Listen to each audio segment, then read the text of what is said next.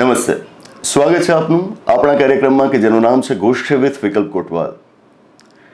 વિચારો કે મેં ક્યારેક કોઈક વાત કરી હોય, મૌખિક કરી હોય કે પછી લેખિત કરી હોય, પણ એ વાત એ રીતે કરી હોય કે એમાં જ્યારે મેં એ વાત કરી હતી એ દિવસનો પણ ઉલ્લેખ હોય, એ તારીખનો પણ ઉલ્લેખ હોય. પછી હું એ વાતને એ તારીખ જાળવી રાખીને બદલી શકું ખરો? થોડુંક કદાચ તમને કોમ્પ્લેક્સ થતું હોય એવું લાગતું હશે. આપણે એક ઉદાહરણ દ્વારા સમજીએ. માનો કે મેં 1 જાન્યુઆરી 2024ના દિવસે વાત કરી કે મને ભારતના બંધારણમાં અખૂટ શ્રદ્ધા છે, મને એની અંદર પૂરો વિશ્વાસ છે. પણ આ વાત હું કરીશ કેવી રીતે? હું કહું આ રીતે કે આજે 1 જાન્યુઆરી 2024ના દિવસે હું વિકલ્પ કોટવાલે જાહેર કરું છું કે મને ભારતના બંધારણમાં સંપૂર્ણ શ્રદ્ધા છે. તારીખ સાથે મેં આ વાત કરી. હવે આજે 27 નવેમ્બર 2024ના દિવસે મારે મારી એ જૂની વાતમાં કોઈક બદલાવ કરવો છે. સવાલ છે કે શું હું એ તારીખ જાળવી રાખીને આજે એ વાતમાં બદલાવ કરી શકું? માનો કે મારે બદલાવ કંઈક આવો કરવો છે કે હવે મારે ભારતના બંધારણમાં શ્રદ્ધા નથી રાખવી, મને એની અંદર વિશ્વાસ નથી રહ્યો. આ વાત મારે આજે કરવી હોય તો હું નવેસરથી તો કરી શકું. સવાલ એ છે કે હું પેલી જૂની વાતને બદલીને એમાં આ વાત દાખલ કરી શકું. મતલબ કે પેલી જૂની વાત હવે આ રીતે વંચાશે કે આજે 1 જાન્યુઆરી 2024ના દિવસે હું ડૉક્ટર વિકલ્પ કોટવાલે જાહેર કરું છું કે મને ભારતના બંધારણમાં શ્રદ્ધા નથી. જૂની વાત શું હતી? એ દિવસે મેં જાહેર કરેલું હતું કે મને બંધારણમાં શ્રદ્ધા છે, પણ આજે 27 નવેમ્બરે એ જ વાતને બદલું છું, તારીખ જાળવી રાખું છું અને કહું છું કે મને ભારતના બંધારણમાં શ્રદ્ધા નથી. તો એ દેખાશે શું કે જેમ કે મેં 1 જાન્યુઆરીથી જાહેર કરેલું હતું કે મને ભારતના બંધારણમાં શ્રદ્ધા નથી. શું આ ચાલે? બિલકુલ ના ચાલે. કેવી રીતે ચાલે? આ બંને વાતો એકબીજાની બિલકુલ વિરુદ્ધની છે. ભારતના બંધારણમાં શ્રદ્ધા હોવી અને ભારતના બંધારણમાં શ્રદ્ધા ન હોવી એ વાતો એકબીજાની બિલકુલ વિરુદ્ધની છે. 1 જાન્યુઆરી 2024ના દિવસે મેં જાહેર કર્યું હતું કે મને બંધારણમાં સંપૂર્ણ શ્રદ્ધા છે, તો એ વાત એમ જ રહે. 27 નવેમ્બરે હવે જ્યારે મને બંધારણમાં શ્રદ્ધા નથી રહી અને એ મારે જણાવવું હોય તો એ મારે 27 નવેમ્બરની તારીખ સાથે જણાવવું પડે. એ હું જૂની તારીખ સાથે, પાછલી તારીખ સાથે ન જણાવી શકું. વાત સ્પષ્ટ છે? બંને વાતો એકબીજાથી સંપૂર્ણપણે વિરુદ્ધ હોય તો એને આવી પાછલી અસરથી તો થોડી કહી શકાય. પણ માનો કે પહેલાં મેં જે વાત કરી હતી મારે આજે એ વાત બદલવી છે, પણ વાત એવી રીતે બદલવી છે કે જેથી એ જૂની વાતથી વિરુદ્ધનું ના હોય. મતલબ કે એની જે ફિલોસોફી છે, જે મૂળ વાત છે એને સુસંગત હોય, એની સાથે શોભે એવી હોય. તો શું હું એ જૂની વાત બદલી શકું? ચોક્કસથી હા, એ તો બદલાય જ ને. માનો કે આજે મારે મારી જૂની વાતમાં એવું ઉમેરવું હોય કે મને બંધારણના મૂલ્યોમાં વિશ્વાસ છે, હું સમાનતાના મૂલ્યને બહુ સન્માન આપું છું, ન્યાયના મૂલ્યને તો હું ચાહું છું. આવી વાતો મારે ઉમેરવી હોય મારી એ જૂની વાતમાં. તો હવે જૂની વાત કેવી રીતે વંચાશે કે હું ડૉક્ટર વિકલ્પ કોટવાલ આજે 1 જાન્યુઆરી 2024ના દિવસે જાહેર કરું છું કે મને ભારતના બંધારણમાં પૂરી શ્રદ્ધા છે, સમાનતાના મૂલ્ય તેમજ ન્યાયના મૂલ્યનું હું પૂર્ણ રૂપથી સન્માન કરું છું. આ તો ચાલે જ ને. એની સાથે સુસંગત હોય એ રીતે તમે એ જૂની વાતને બદલો, તારીખ જાળવી રાખો તો એ ચાલે. આ વાત અત્યારે ચર્ચામાં છે. થોડી કોમ્પ્લેક્સ લાગી હશે આપને, હું જાણું છું, પણ ઉદાહરણો દ્વારા મેં એને સરળ બનાવવાની કોશિશ કરી છે. પણ આ વાતને સમજવી જરૂરી છે, કાનૂની પરિપ્રેક્ષ્યમાં સમજવી જરૂરી છે. આખો સંદર્ભ આપને આપીને જણાવું. ગઈકાલે 26 નવેમ્બરનો દિવસ હતો અને આપણા માટે ગૌરવની વાત હતી કે આપણે ભારતના બંધારણનો 75મો જન્મદિવસ ઉજવી રહ્યા હતા. બહુ ગૌરવભેર આપણે એની ઉજવણી કરી. મેં પણ ઘણી બધી કરી, મારા વિદ્યાર્થીઓ સાથે કરી અને અમુક બીજી જગ્યાઓએ મારે કાર્યક્રમમાં જવાનું થયું, ત્યાં આગળ પણ અમે સરસ મજાની ઉજવણી કરી. પણ પછી સાંજના સમયે એક સમાચાર વાંચ્યા કે ગઈકાલે આ બંધારણ દિવસ નિમિત્તે બધાએ બંધારણને યાદ કરવાનું હોય, સરકારોએ પણ યાદ કરવાનું હોય, ધારાસભાઓએ પણ યાદ કરવાનું હોય. સમાચાર એવા આવ્યા કે ઓડિશાની વિધાનસભાની અંદર ભારતના બંધારણનું આમુખ, પ્રિએમ્બલ એટલે કે બંધારણની પ્રસ્તાવના, એનું ચિત્ર ત્યાં આગળ મૂકવામાં આવ્યું. એનાથી વિવાદ ઊભો થયો. વિવાદ શું હતો કે આમુખનું એ જે ચિત્ર હતું એની અંદર બે શબ્દો કે જે આજે બંધારણના આમુખમાં છે એવા બે શબ્દો એ ચિત્રની અંદર ગેરહાજર હતા, અને એ શબ્દો છે સોશિયાલિસ્ટ એન્ડ સેક્યુલર. સોશિયાલિસ્ટ એટલે કે સમાજવાદી, સેક્યુલર એટલે કે ધર્મનિરપેક્ષ, પંથનિરપેક્ષ પણ કહેવાય, બિનસાંપ્રદાયિક પણ કહેવાય. આવું પહેલાં પણ થયું છે. જો કે આ મુદ્દે આપણે અગાઉ પણ ગોષ્ઠીઓ કરેલી છે 2-3 જેટલી, એમાં પણ આ ફેક્ટ્સ આપને આપી ગયો છું કે 2015ના વર્ષમાં 26 જાન્યુઆરીના પ્રજાસત્તાક દિવસે જ્યારે આપણે ઉજવણી કરી રહ્યા હતા, ભારત સરકાર એના કાયદા અને ન્યાય મંત્રાલય દ્વારા ભારતના બંધારણ વિશે જે પેમ્ફલેટ્સ જારી કરવામાં આવ્યા હતા કે જેમાં ભારતના બંધારણના આમુખનું પણ ચિત્ર હતું, એની અંદર પણ આપ જોશો કે સમાજવાદી અને ધર્મનિરપેક્ષ આ બંને શબ્દો ગેરહાજર હતા. હોબાળો ત્યારે પણ થયો હતો, હોબાળો આજે પણ થયો. સમાજવાદી અને સેક્યુલર એટલે કે બિન સાંપ્રદાયિક આ બંને શબ્દો બહુ વિવાદાસ્પદ રહ્યા છે. વિવાદાસ્પદ રહેવા પાછળનું કારણ થોડુંક તમને સમજાવું કે મૂળ બંધારણ જે બન્યું એના આમુખમાં આ બે શબ્દો નહોતા. આપણા બંધારણની પ્રસ્તાવના બહુ મજાની છે. એની શરૂઆત આ રીતે થાય છે: we the people of India, અમે ભારતના લોકો, having solemnly resolved to constitute India, અમે દ્રઢ સંકલ્પ કરીએ છીએ કે અમે ભારતને કેવો બનાવીશું. કેવો તો શબ્દો વપરાયા છે: sovereign, socialist, secular, democratic republic. સાર્વભૌમ, સમાજવાદી, પંથનિરપેક્ષ, લોકતાંત્રિક, પ્રજાસત્તાક. 5 શબ્દો વપરાયા છે. પણ જે મૂળ બંધારણનું આમુખ હતું એમાં અહીં આગળ 3 જ શબ્દો હતા: સોવરેન, ડેમોક્રેટિક, રિપબ્લિક. સાર્વભૌમ, લોકતાંત્રિક, પ્રજાસત્તાક. સોશિયાલિસ્ટ એન્ડ સેક્યુલર આ બે શબ્દો આમુખમાં નહોતા. 1976માં 42માં સુધારા દ્વારા આ શબ્દોને પાછળથી દાખલ કરવામાં આવ્યા હતા. જો કે સાથે 42માં સુધારા દ્વારા આમુખમાં વધુ એક શબ્દ પણ દાખલ થયો હતો: ઇન્ટેગ્રિટી, અખંડિતતા. પણ એનો અહીં આગળ વિવાદ નથી એટલે એની જાજી વાત આપણે કરતા નથી. મૂળ વિવાદ અહીં આગળ આ બે શબ્દોનો છે: સોશિયાલિસ્ટ એન્ડ સેક્યુલર. તો આ શબ્દો જ્યારથી દાખલ થયા ત્યારથી ઘણા વિવાદાસ્પદ બન્યા છે, અને એની વિરુદ્ધ સુપ્રીમ કોર્ટમાં પિટિશન્સ ફાઇલ થતી રહી છે એ માંગ સાથે કે આમુખમાંથી આ શબ્દોને દૂર કરવામાં આવે. કેમ, એની ચર્ચા આગળ આપણે કરીએ છીએ. તો આવી જ પિટિશન્સ ફરી એક વખત આપણી સુપ્રીમ કોર્ટમાં ફાઇલ થઈ. ડૉક્ટર સુબ્રમણ્યમ સ્વામી, આપે નામ સાંભળ્યું હશે, એ છે. બીજા એક છે અશ્વિની ઉપાધ્યાય, એક એડવોકેટ છે.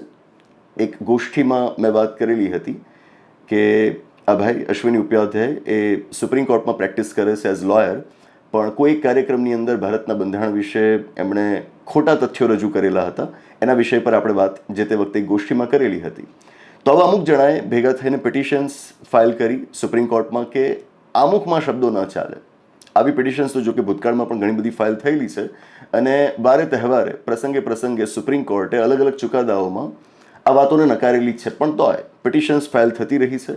2020ના વર્ષમાં પાછી આવી પિટિશન્સ ફાઇલ થઈ અને માંગ કરવામાં આવી કે આપણા આમુખમાંથી આ શબ્દોને કાઢવામાં આવે, કે જેના વિશેનો ચુકાદો 25 નવેમ્બર 2024ના દિવસે એટલે કે પરમ દિવસે આપણી સુપ્રીમ કોર્ટે આપ્યો છે. 7 પાનાનો આદેશ છે. આપે ખાસ વાંચવો જોઈએ. નહીં વાંચો તો અત્યારે હું આપને એની જે સમરી આપી રહ્યો છું એને ધ્યાનથી સાંભળજો. કયા કયા મુદ્દાઓ ઉઠાવવામાં આવ્યા હતા, કેમ આ શબ્દોનો વિરોધ, શાના આધાર ઉપર વિરોધ કરવામાં આવ્યો હતો. તો એમાં સૌથી પહેલી આર્ગ્યુમેન્ટ જે આ પિટિશનર્સની હતી એ હતી કે આપણા અમુકની અંદર એક ચોક્કસ તારીખ લખાયેલી છે. તારીખ કે જ્યારે આપણે બંધારણને અપનાવ્યું, 26 નવેમ્બરની તારીખ. આપ વાંચશો ને તો અમુકમાં છેલ્લે લખાયેલું છે કે in our constituent assembly this 26th day of November 1949 do hereby adopt, enact and give to ourselves this constitution. મતલબ કે આ સાથે આજના દિવસ 26 નવેમ્બર 1949ના રોજ આ બંધારણને અમે અપનાવીએ છીએ, અધિનિયમિત કરીએ છીએ. પહેલાં આવશે અધિનિયમિત કરીએ છીએ, પછી આવશે અપનાવીએ છીએ, અને પોતાની જાતને સમર્પિત કરીએ છીએ. આવા શબ્દો ત્યાં આગળ લખાયેલા છે. બહુ ઓછા એવા દેશો છે કે જેમના બંધારણના આમુખમાં આ રીતે બંધારણ જે દિવસે સ્વીકારાયું એની તારીખનો પણ ઉલ્લેખ હોય.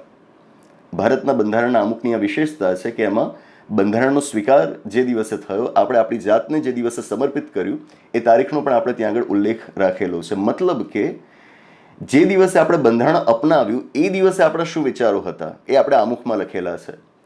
તો આ જે પિટિશનર્સ છે એમનો દાવો એ છે કે એ વખતે આપણા જે વિચારો હતા એ તારીખ લખીને આપણે એની સાથે વિચારોને જણાવી દીધા. હવે તમે તારીખ એની એ રાખીને પાછળથી વિચારોને બદલી કરી રીતે શકો. જે વાત મેં આપને અગાઉ કરી ને મારા વિશે કે 1 જાન્યુઆરી 2024ના દિવસે હું કંઈક માનતો હતો, એ વાત મેં તારીખના ઉલ્લેખ સાથે રજૂ કરી. હવે પાછળથી હું એ વાત બદલું પણ તારીખ એની જ રાખું તો એ કઈ રીતે ચાલે? તો આ એમની પહેલી આર્ગ્યુમેન્ટ હતી, એમની પહેલી અરજી હતી કે તારીખ જો એ ત્યાં આગળ લખાયેલી છે તો એ તારીખમાં બેક ડેટમાં તમે હવે પાછળથી કંઈક અલગ માનતા હતા એવું કઈ રીતે કહી શકો? બીજો એક મુદ્દો જે એમના દ્વારા ઉઠાવવામાં આવ્યો હતો એ હતો કે તમે સેક્યુલર શબ્દનો ઉપયોગ પાછળથી આમુખમાં દાખલ ન કરી શકો. આમુખમાં તો એ વાતો હોય કે જે આપણા દેશ માટેના ઉદ્દેશ્યો, એના હેતુઓ, એના પાયારૂપ સિદ્ધાંતોને પ્રદર્શિત કરતી હોય. તેઓ કહે છે કે બંધારણ સભાની અંદર સેક્યુલર શબ્દ ઉપર બહેસ થઈ હતી, ચર્ચાઓ થઈ હતી અને ચર્ચાઓના અંતે છેવટે નક્કી કરાયું કે શબ્દને આપણે આમુખમાં નથી રાખવો, આમુખમાં કે બંધારણમાં બીજી કોઈ જગ્યાએ નથી રાખવો. જો કે આના વિશે પણ મતમતાંતર છે અને એના ઉપર પણ બહેસ થઈ શકે, છતાં પણ જે વાતો એ લોકોએ રજૂ કરી છે ને આપણે સાંભળવી જ જોઈએ. આપણે ક્યારે આપણો જ પક્ષ સાચો અને આપણે એક પૂર્વાગ્રહથી પીડિત થઈને ક્યારે કોઈ વાત ન કરવી જોઈએ. તો બીજાના પક્ષો કે જે આપણાથી બિલકુલ વિપરીત હોય એને પણ આપણે સાંભળવા જોઈએ. તો અહીં આગળ એમનો દાવો એ હતો કે સંવિધાન સભાની અંદર પૂરતી ચર્ચાઓ થઈ અને છેવટે સેક્યુલર શબ્દને નકારી દેવામાં આવ્યો. તો આમુખની અંદર એ શબ્દને રાખી જ ન શકાય, પાછળથી ઉમેરીને પણ ન રાખી શકાય કે જ્યારે બંધારણ સભાએ જ એને નકારી દીધો હોય. ત્રીજી વાત એ કહે છે કે તમે આમુખની અંદર સમાજવાદી શબ્દને એક ઉદ્દેશ્ય તરીકે ન જાહેર કરી શકો કે આપણે આપણા દેશને એક સોશિયાલિસ્ટ કન્ટ્રી, એક સોશિયાલિસ્ટ સ્ટેટ આપણે બનાવવાનું છે એવું તમે ન કહી શકો. કારણ કે જો તમે એવું કહો છો તો એનાથી આપણા દેશનું લોકતંત્ર ખત્મ થઈ જાય છે, લોકશાહી સમાપ્ત થઈ જાય. કારણ કે જ્યારે તમે કહી દો કે આપણે સમાજવાદી બનવાનું છે, મતલબ કે તમે એક ચોક્કસ પ્રકારની આર્થિક નીતિને અનુસરવાનું કહી રહ્યા છો, એક ચોક્કસ ઇકોનોમિક પોલિસીને એડોપ્ટ કરવા માટેનું કહી રહ્યા છો. મતલબ કે એના સિવાયની બીજી કોઈ ઇકોનોમિક પોલિસી સરકાર એડોપ્ટ ન કરી શકે. રશિયા હોય, ચાઇના હોય, આ બધા દેશોમાં આવું બનેલું છે, બીજા દેશોમાં પણ બન્યું છે, પણ આ બે પ્રોમિનન્ટ કન્ટ્રીઝ છે કે જે લોકો એક ચોક્કસ વિચારધારા, સમાજવાદની વિચારધારા આગળ જતા સામ્યવાદની વિચારધારા સાથે આગળ વધ્યા અને એના સિવાયની બીજી કોઈ આર્થિક કે રાજનૈતિક વિચારધારાને એમણે ઉભરવા જ ના દીધી. તો એટલા માટે આ લોકો કહી રહ્યા છે કે આ તો ડેમોક્રેટિક થોડું કહેવાય.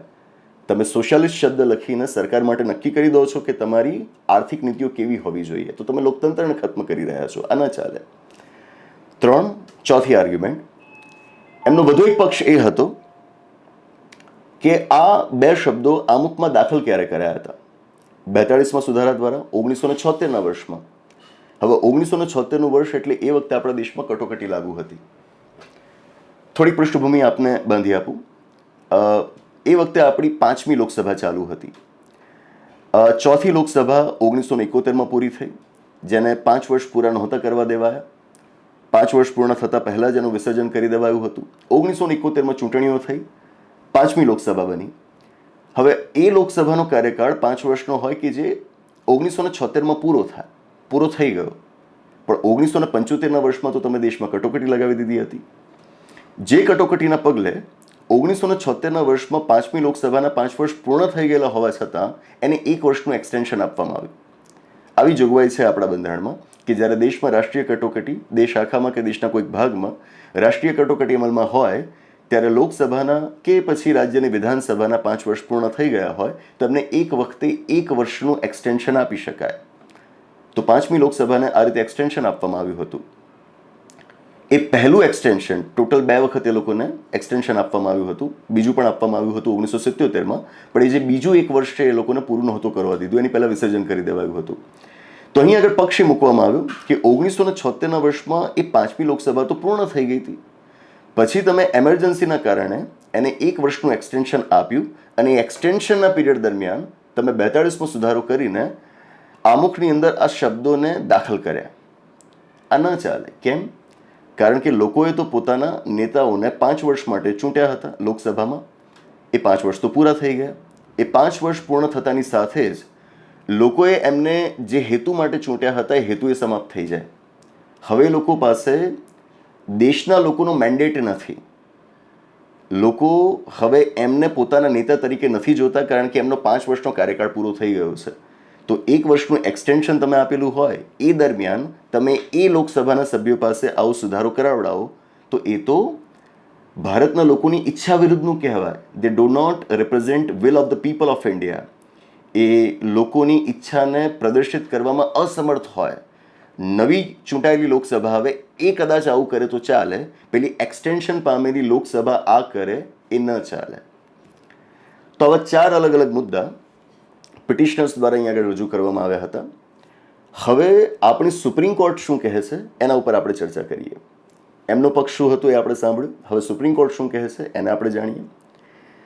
સૌથી પહેલી વાત સુપ્રીમ કોર્ટ એ કહે છે કે આમુખની અંદર બંધારણનો જ્યારે સ્વીકાર થયો એ તારીખનો ઉલ્લેખ છે, એનાથી શું થયું? શું એનાથી સંસદ પાસે બંધારણમાં સુધારાઓ કરવાની સત્તાઓ સમાપ્ત થઈ ગઈ? એ કહે છે ના. ભારતના બંધારણના ભાગ 20ના અનુચ્છેદ 368 હેઠળ સંસદ પાસે બંધારણમાં સુધારા કરવાની સત્તા છે અને એ જ બંધારણનું એક અંગ છે આમુખ. એ આમુખમાં પણ સુધારા કરી શકે, પાછળથી પણ કરી શકે, ભલે આમુખની અંદર એક ચોક્કસ તારીખનો ઉલ્લેખ કરાયેલો હોય.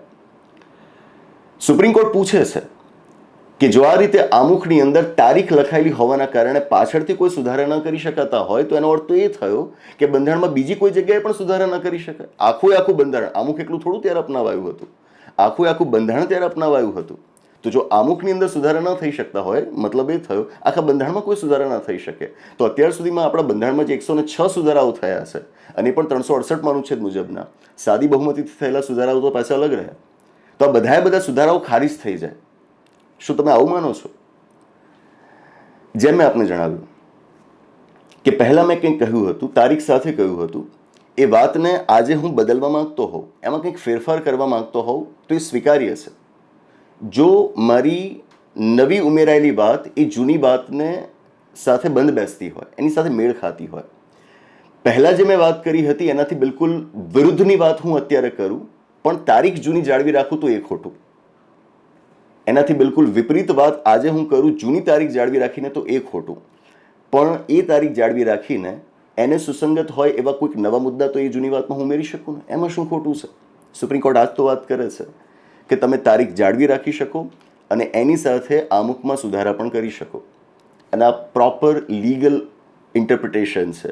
કોન્સ્ટિટ્યુશનની બાઉન્ડરીઝમાં રહીને સુપ્રીમ કોર્ટે બહુ સરસ મજાનું અર્થઘટન આપ્યું છે. એટલે જ મેં આપને કહ્યું કે આ 7 પાનાનો આદેશ છે પણ એ ખાસ વાંચવા લાયક છે. સાથે સુપ્રીમ કોર્ટ વધુ એક મુદ્દો કહે છે કે સેક્યુલર શબ્દ બંધારણની અંદર જે તે સમયે દાખલ નહોતો કરાયો. કેમ? તો એ કહે છે કે at that point of time the meaning of the word secular was ઇમ્પ્રિસાઇઝ.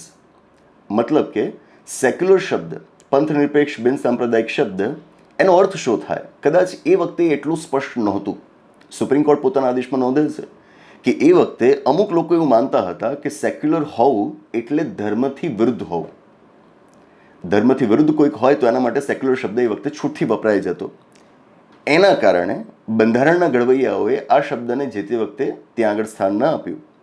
પણ પાછળથી કેમ? આમ તો પહેલેથી આપણા બંધારણની અંદર જોગવાઈઓ જેવી કરાયેલી હતી કે જે આપણી સેક્યુલરિઝમને સાબિત કરતી હતી. જેમ કે અગાઉ પણ હું એક ગોષ્ઠીમાં જણાવી ગયો છું, એકની અનેક ગોષ્ઠીમાં જણાવી ગયો છું કે ભલે આપણા બંધારણની અંદર સેક્યુલર શબ્દનો ઉપયોગ આપણે નહોતો કર્યો પણ આપણે આપણા બંધારણ હેઠળ આપણા દેશની સરકાર માટે કોઈ ધર્મ પણ નક્કી નહોતો કર્યો.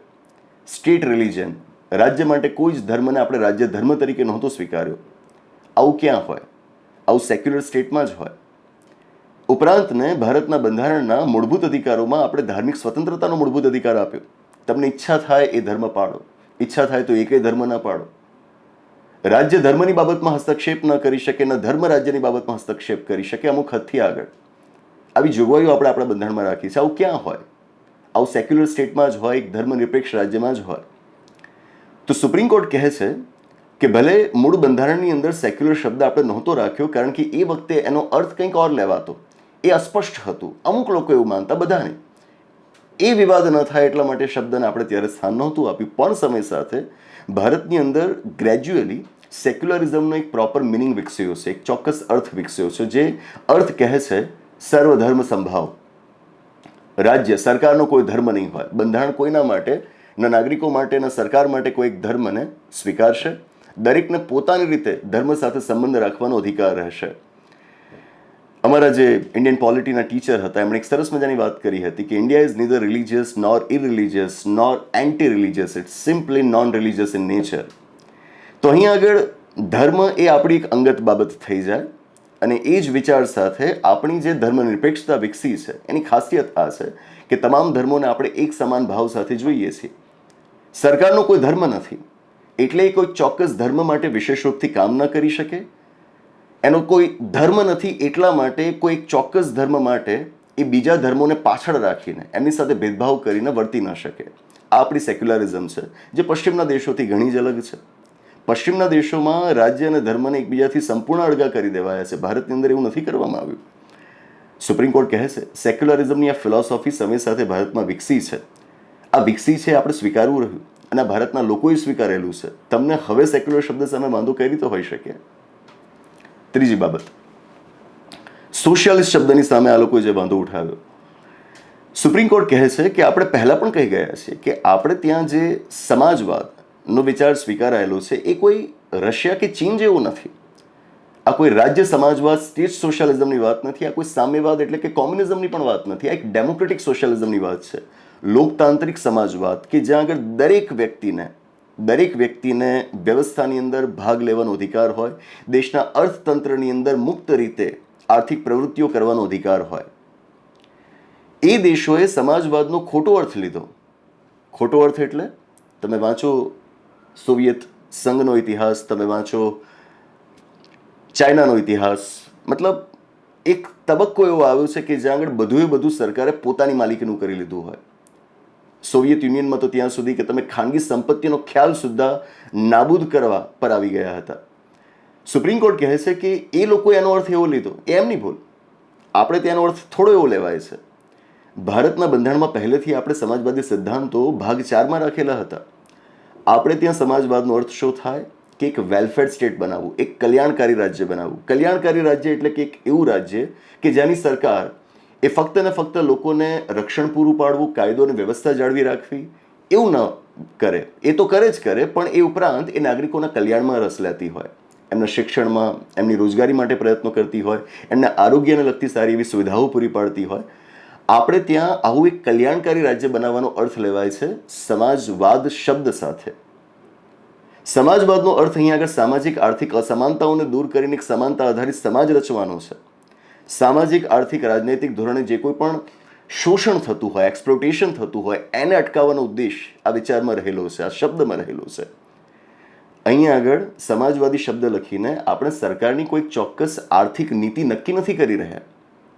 જો એવું જ હોત તો 1991ના વર્ષમાં ભારતની અંદર અર્થવ્યવસ્થાના આટલા મોટા સુધાર કેવી રીતે આવત? લિબરલાઇઝેશન, પ્રાઇવેટાઇઝેશન, ગ્લોબલાઇઝેશન, આ જે સુધારાઓ છે એ તો સમાજવાદી શબ્દ એની વિચારધારા સાથે ક્યાંય મેળ જ નથી ખાતા.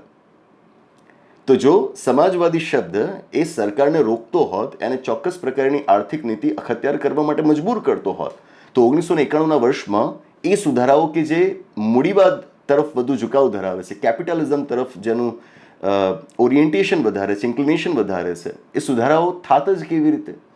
આજના સમયમાં પણ આપણે જોઈએ કે આમુખની અંદર શબ્દ હાજર હોવા છતાં ભારતની અંદર પ્રાઇવેટ સેક્ટર એ ઘણું જ ફૂલ્યું ફાલ્યું છે. એવા આક્ષેપો પણ થતા રહે છે કે સરકાર હવે પોતાનું કદ ઘટાડી રહી છે અને એટલું જ પ્રાઇવેટ સેક્ટર્સને વધુને વધુ સોંપી રહી છે. તો સોશિયાલિસ્ટ શબ્દ તો તમારા આમુખમાં છે, તો પણ આ બધું થઈ કેવી રીતે રહ્યું છે? ચોથો મુદ્દો, તમે કહ્યું કે જે 5મી લોકસભા હતી એનો તો કાર્યકાળ પૂરો થઈ ગયો હતો અને હવે એને 1 વર્ષનું એક્સટેન્શન આપવામાં આવ્યું હતું કે જે દરમિયાન એવું માનવું પડે આપણે કે એ જે લોકસભાના સભ્યો છે હવે લોકોના નેતાઓ નથી રહ્યા, દેશની સામાન્ય પ્રજાના નેતા નથી રહ્યા, તો એ લોકોએ કરેલો સુધારો એ ખોટો કહેવાય. અરે ભાઈ, મતલબ એક સામાન્ય તર્ક તમારી પાસે હોય તો પણ તમે કહી શકો કે આર્ગ્યુમેન્ટ મતલબ આ એક રીતનો લૂલો બચાવ કહેવાય. કેટલી નબળી છે. જો એવું જ હોત કે એક્સટેન્શન આપવાથી એ સભ્યો, લોકસભાના સભ્યો એ દેશની પ્રજાના નેતા જ ન કહેવાય તો બંધારણની અંદર આ જોગવાઈ જ ન હોત. બંધારણની અંદર આ જોગવાઈ જ ન હોત. બંધારણના ઘડવૈયાઓએ જોગવાઈ મૂકી છે કે જ્યારે કટોકટી લાગુ હોય, રાષ્ટ્રીય કટોકટી લાગુ હોય, તો એવા સમયે તમે 5 વર્ષ પૂર્ણ થઈ ગયેલા હોવા છતાં પણ લોકસભા તેમજ રાજ્યોની વિધાનસભાનો કાર્યકાળ એક વખતે 1 વર્ષ માટે લંબાવી શકો. What does that mean? બંધારણના ઘડવૈયાઓ પણ માને છે કે ભલે આ લોકોના 5 વર્ષ પૂર્ણ થઈ ગયા હોય, પણ આકસ્મિક સંજોગો એવા સર્જાયા છે કે જ્યારે એ લોકોએ દેશની પ્રજાનું પ્રતિનિધિત્વ કરવાનું બીજા 1 વર્ષ માટે જાળવી રાખવાનું છે. એમને પ્રતિનિધિત્વ કરતા રહેવાનું છે, એમને ચાલે નથી જવાનું. રાધર અત્યારે તો એમની વધારે જરૂર છે. યુદ્ધ, બાહ્ય આક્રમણ, સશસ્ત્ર બળવો, આવી સ્થિતિઓનું જ્યારે નિર્માણ થયું હોય અથવા તો નિર્માણ થવાનું હોય, ત્યારે 352 અનુચ્છેદનો ઉપયોગ કરીને રાષ્ટ્રપતિ રાષ્ટ્રીય કટોકટી લાગુ કરતા હોય, તો બંધારણના ઘડવૈયાઓ તો વાસ્તવમાં ઈચ્છે છે કે આવા સમયે લોકોને સ્ટ્રોંગ લીડર્સની જરૂર પડે, તો એમણે વધુ સ્ટ્રેન્થ સાથે લોકોનું પ્રતિનિધિત્વ કરવાનું ચાલુ રાખવાનું હોય કે જ્યારે એમને 5 વર્ષ બાદ વધુ 1 વર્ષ માટે એક્સટેન્શન આપવામાં આવ્યું છે. અને હવે તમે એમના માટે એવું કહો છો કે એમની પાસે તો લોકોનું પ્રતિનિધિત્વ હતું જ નહીં, એટલે એમણે કરેલો 42મો સુધારો ખોટો કહેવાય. ત્યાં સુધી સુપ્રીમ કોર્ટે પોતાના આદેશમાં વાતને બહુ ગંભીરતાથી નોંધી છે. 42મો સુધારો ઇન્દિરા ગાંધીજીની સરકાર વખતે થયો હતો. 1977માં પછી એમની સરકાર ગઈ અને જનતા પક્ષની સરકાર બની. મોરારજી દેસાઈજી, આપણા ગુજરાતી, એ દેશના વડાપ્રધાન બન્યા. મોરારજી દેસાઈજીની સરકારે ઇન્દિરા ગાંધીજીના સમયમાં ભારતના બંધારણમાં જે એમના મતે ખોટા સુધારા થયા હતા એને પાછા વાળવા માટે પાછા બંધારણમાં સુધારા કર્યા. મેં અગાઉ પણ એક ગોષ્ઠીમાં કહ્યું હતું કે આપણે ત્યાં ચાલતું રહ્યું છે, બંધારણમાં પહેલાં સુધારા કરે, પછી એ સુધારાને પાછા વાળવા માટે નવા સુધારા કરે. આમ સુધારાના પર સુધારા થતા રહે અને લોકો એવું માને કે બંધારણમાં ભૂલ છે. ભાઈ, એ નથી. બંધારણ તો બહુ સારું છે, શ્રેષ્ઠ છે, પણ તમે પછી એમાં ખોટા સુધારા કરો અને પછી એને પાછા વાળવા માટે બીજા સુધારા કરો અને એમ સુધારાની સંખ્યા વધતી જાય, તો એમાં વાંક કોનો? એ તમારા નેતાઓનો. તમે ઢંગના નેતાઓ ચૂંટતા નથી, એના કારણે આ થાય છે. બંધારણને દોષ ન દો. તો મોરારજી દેસાઈજીની સરકાર વખતે ઇન્દિરા ગાંધીજીના સમયમાં જે એમના મતે ખોટા ખોટા સુધારા થયા હતા એને પાછા વળવા માટે એમણે બીજા સુધારા કર્યા. આમાંનો એક સુધારો એટલે 44મો સુધારો. 44મા સુધારા દ્વારા 42મા સુધારાની ઘણી બધી વિગતોને પલટાવી દેવામાં આવી હતી. 44મા સુધારા દ્વારા 42મા સુધારાની ઘણી બધી બાબતોમાં ફેરબદલ કરાઈ હતી અને બદલી દેવામાં આવી હતી. પણ 44મા સુધારાએ આમુખમાંથી સેક્યુલર અને સોશિયાલિસ્ટ શબ્દોને ન કાઢ્યા. જે શબ્દો 42મા સુધારા દ્વારા દાખલ કરાયેલા હતા, જો 42મા સુધારાની તમામ વાતો તમને ખોટી લાગતી હોય અને એને કાઢી નાખતા હોય 44મા સુધારા દ્વારા, તો તમે 44મા સુધારા દ્વારા આમુખમાંથી પણ આ 2 શબ્દો કાઢી નાખત. મોરારજી દેસાઈજીની સરકાર વખતે આ ન થયું. આ સુધારાને એમણે રહેવા દીધો. એનો અર્થ એ થાય છે કે ઇન્દિરા ગાંધીજીની સરકાર જ નહીં, મોરારજી દેસાઈજીની સરકાર પણ હવે માને છે કે આમુખમાં શબ્દો હોવા યોગ્ય છે. સુપ્રીમ કોર્ટ કહે છે પોતાના આદેશમાં કે જ્યારે 44મા સુધારા માટેના વિધેયક ઉપર, બિલ ઉપર ચર્ચાઓ થઈ હતી, એ ચર્ચાઓની અંદર એ સહેમતિ બની ચૂકી હતી, એ કન્સેન્સસ બની ચૂક્યું હતું કે સેક્યુલર અને સોશિયાલિસ્ટ જેવા શબ્દો આમુખમાં હોવા ઘટે, એ હોવા જોઈએ. That's the point. મતલબ આ બધાના અંતે સુપ્રીમ કોર્ટનો આદેશ શું છે? આમુખમાં શબ્દો માન્ય છે. સોશિયાલિસ્ટ અને સેક્યુલર આ બંને શબ્દો આમુખમાં માન્ય છે. એ આખરી આદેશ છે, આખરી ચુકાદો છે. પણ આમાં ખરું ખોટું એવું ના હોય કે એમણે હા પાડી કે એમણે ના પાડી. હા પાડી તો એ, ના પાડી તો એ.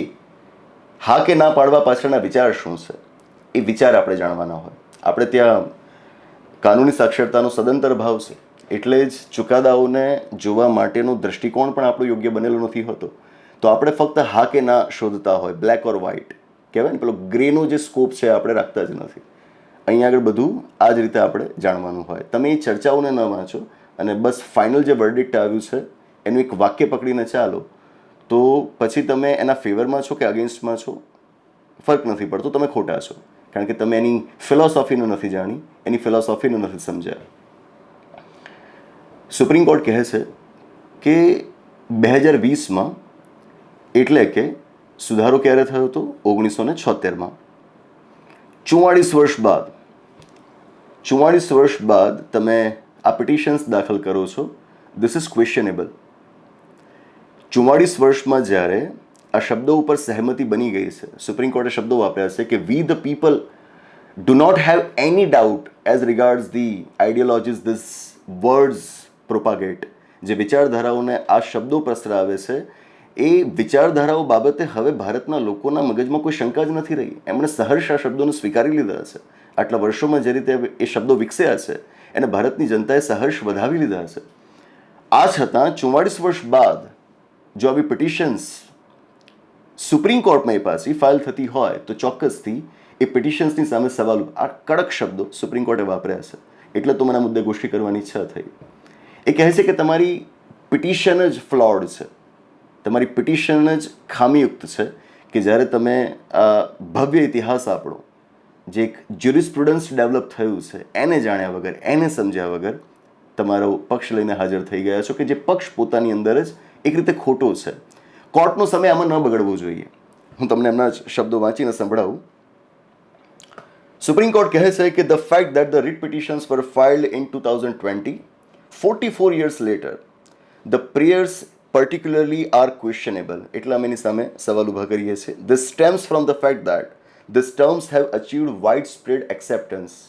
આ તથ્ય છે કે આ શબ્દોને એક સ્વીકૃતિ મળી ચૂકી છે ભારતીય સમાજમાં, with their meanings, એમના અર્થ સાથે, understood by we the people of India. એ અર્થ ભારતના લોકો સમજી ચૂક્યા છે. Without any semblance of doubt, કોઈ પણ પ્રકારના શક વગર, શંકા વગર, ડાઉટ વગર આપણે એના અર્થને સ્વીકારેલા છે. The circumstances do not warrant this court's exercise of discretion to undertake an exhaustive examination, as the constitutional position remains unambiguous, negating the need for a detailed academic pronouncement. મતલબ કે આના ઉપર એટલી બધી સહેમતિ અને સ્વીકૃતિ બની ચૂકી છે કે આ બિલકુલ મિનિંગલેસ છે, અર્થહીન છે કે હવે કોર્ટ આ મુદ્દાની પાછી સમીક્ષા કરે, એના ઉપર વધારે વિચાર કરે. આ બિલકુલ બિનજરૂરી છે, કોર્ટનો સમય બગાડવા જેવું છે. આટલી ગંભીર ટિપ્પણી કહેવાય, સખત શબ્દોમાં ઝાટકણી કરી કહેવાય આ યાચિકાઓની. તો એ એટલું સરળ નથી કે જેટલું કહી દેવામાં આવે છે કે સુપ્રીમ કોર્ટે આ બંને શબ્દોને માન્ય રાખ્યા છે. આમુખમાં માન્ય તો રાખ્યા જ છે, પણ એની સાથોસાથ સુપ્રીમ કોર્ટે જે ટિપ્પણી કરી છે એ ટિપ્પણી દ્વારા અર્થ એ બહાર આવે છે કે હવે આ શબ્દોની સામે કોઈને વાંધો ન હોવો જોઈએ અને હવે ભવિષ્યમાં આ શબ્દોને કાઢવા માટેની કોઈ પિટિશન્સ કોર્ટમાં દાખલ ન થવી જોઈએ. હું તો કહીશ કે ભવિષ્યમાં પણ પ્રયત્નો તો થતા જ રહેવાના શબ્દોને કાઢવા માટેના, એના માટેની પિટિશન્સ ફાઇલ થતી રહેવાની. પણ જ્યારે જ્યારે પણ આ થશે ત્યારે એ વખતે સુપ્રીમ કોર્ટની જે બેન્ચ બનશે એ બેન્ચ માટે આ એક મજબૂત આધાર હશે. 25 નવેમ્બર 2024ના દિવસે, બંધારણ દિવસના બિલકુલ એક દિવસ પહેલાં સુપ્રીમ કોર્ટનો આજે 7 પાનાનો આદેશ આવ્યો છે. ભવિષ્યની બેન્ચ કદાચને જો બનાવવાની થાય તો એ બેન્ચ માટે એક મજબૂત આધાર હશે એ પિટિશન્સને ફગાવી દેવા માટે. આપણે સેક્યુલર છીએ, આપણે સોશિયાલિસ્ટ છીએ, આને આપણે જાળવી રાખવાનું છે. એના અર્થ ભારતીય સંદર્ભમાં જે તૈયાર કરાયા છે, વિશ્વના અન્ય ખૂણાએ એના શું અર્થ લેવાતા હશે એનાથી કોઈ ફરક નથી પડતો. ભારતીય સંદર્ભમાં એના અર્થ જે રીતે વિકસ્યા છે એની સાથે આપણે એમને અપનાવેલા છે, ભારતના સમસ્ત લોકોએ અપનાવેલા છે. અમુક લોકો એના અપનાવ્યા હોય એનાથી ભારતના તમામ લોકો માટે બંધારણની અંદર અયોગ્ય ફેરફારો ન કરવાના હોય. જે લોકો ધર્મના નામ પર ઝેર ફેલાવતા હોય છે, કહેતા હોય છે કે ધર્મના નામે અમે લોકોને જોડીએ છીએ. સાચું કહું તો ધર્મના નામે, જોડવાના નામે દાવો કરવામાં આવતો હોય છે કે અમે એક ધાર્મિક સમુદાય બનાવી રહ્યા છીએ, ધાર્મિક સમુદાયને એની ઓળખનું ભાન કરાવડાવી રહ્યા છીએ. પણ રિલિજિયસ કોમ્યુનિટી આ રીતે ન બને. એ તો સ્વયંભૂ હોય, પહેલાં એ તો સ્વયંભૂ હોય.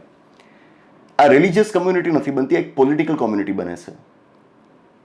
આ બહુ ઊંડો અર્થ છે, ધ્યાનથી વિચારજો કે આ કોઈ ધાર્મિક સમુદાય નથી બનતો, આ એક રાજનૈતિક સમુદાય બને છે કે જેને પોતાના ચોક્કસ પોલિટિકલ એન્ડ્સ છે, રિલિજિયસ એન્ડ્સ નથી. ભારતની અંદર ધર્મને સમજે છે કોણ? કોઈ નથી સમજતું. ઉપરથી અમુક રીતિ રિવાજોને જે લોકો અનુસરતા રહે એ કહી દેતા હોય કે અમે ધાર્મિક છીએ. ધર્મની ભાઈ તમને કાંઈ સૂઝ નથી. જેને આપણે ધાર્મિક ગ્રંથો કહેવાય છે એનું તણખલું પણ તમે ક્યારે વાંચ્યું નથી. એમને તમારી જાતને તમે ધાર્મિક કહી દીધા છે, તમારો આડંબર છે, તમારો દંભ છે. ધર્મ ઉપર ઘણી બહેસ થઈ શકે, વિચાર વિમર્શ થઈ શકે અને કરવા જોઈએ, પણ એના માટે પહેલાં જેનાથી તમારો ધર્મ તૈયાર થયો છે, એની જે ફિલોસોફી તૈયાર થઈ છે, ઉપરથી અમુક રાઇટ્સ એન્ડ રિચ્યુઅલ્સ કરી નાખો, એ ધર્મ નથી. ધર્મ વાસ્તવમાં કંઈક ઓર છે કે જે આ દેશની મોટાભાગની પ્રજા જાણતી નથી, છતાં પણ એ પોતાની જાતને ધાર્મિક હોવાનું કહેવડાવે છે. તો વાત એટલી છે કે આપણે રિલિજિયસ કોમ્યુનિટી ઓછા, પોલિટિકલ કોમ્યુનિટી વધુ બની રહ્યા છીએ. અને એનાથી જ છેવટે થાય છે કે બંધારણનો જે મૂળ વિચાર છે એને ભટકાવીને કંઈક આડા પાટે ગાડી ચડાવી દેવામાં આવે છે, જે ન થવું જોઈએ. બીજા ઘણા મુદ્દાઓ છે કે જેના ઉપર આપણે બહેસ કરવાની હોય, ઘણા મુદ્દાઓ છે. એટલે તો આ ગોષ્ઠી આપણે કરી રહ્યા છીએ. ગોષ્ઠી દ્વારા આપણે જે ચર્ચાનું વાતાવરણ છે એને વધારે મોકળું કરવાની કોશિશ કરી રહ્યા છે, બાઉન્ડ્રીઝને પુશ કરી રહ્યા છે. એના થવું જ જોઈએ. સભ્ય સમાજ હજુ વધારે આપણે બનવાનું છે અને એની અંદર ઇન્ટેલેક્ચ્યુઅલિઝમને, બૌદ્ધિકતાને પ્રાધાન્ય મળવું જોઈએ, તર્કને પ્રાધાન્ય મળવું જોઈએ. આપણા પ્રયત્નો આ દિશામાં જળવાયેલા રહેશે અને આશા રાખીએ કે આ પ્રયત્નોને આપનો સાથ અને સહકાર મળે. બસ વિચારોને પ્રસરાવતા રહીએ, બીજું શું, તર્ક સાથે વાતો કરતા રહીએ, બીજું શું. આ મુદ્દે આપના જે વિચારો હોય ખાસ અમને જણાવજો. કોમેન્ટ્સ વાંચવી અમને ગમશે. તર્ક સાથે વાત કરજો, તથ્યો સાથે વાત કરજો. ધર્મના એ બાયસ સાથે કે પછી કોઈ પોલિટિકલ આઈડિયોલોજીના બાયસ સાથે વાત ન કરતા તર્ક તથ્ય સાથે વાત કરશો તો ચર્ચાઓ કરવી ગમશે, મજા આવશે. તો બસ આની સાથે આ વાત નહીં આગળ રોકીએ છીએ, આ ગોષ્ઠીની આગળ સમાપ્ત જાહેર કરીએ છીએ. આવનાર એપિસોડમાં આવી જ કોઈક નવી વાત સાથે, એક રસપ્રદ ચર્ચા સાથે, એક નવી ગોષ્ઠી સાથે પાછા મળીશું. આભાર, નમસ્તે.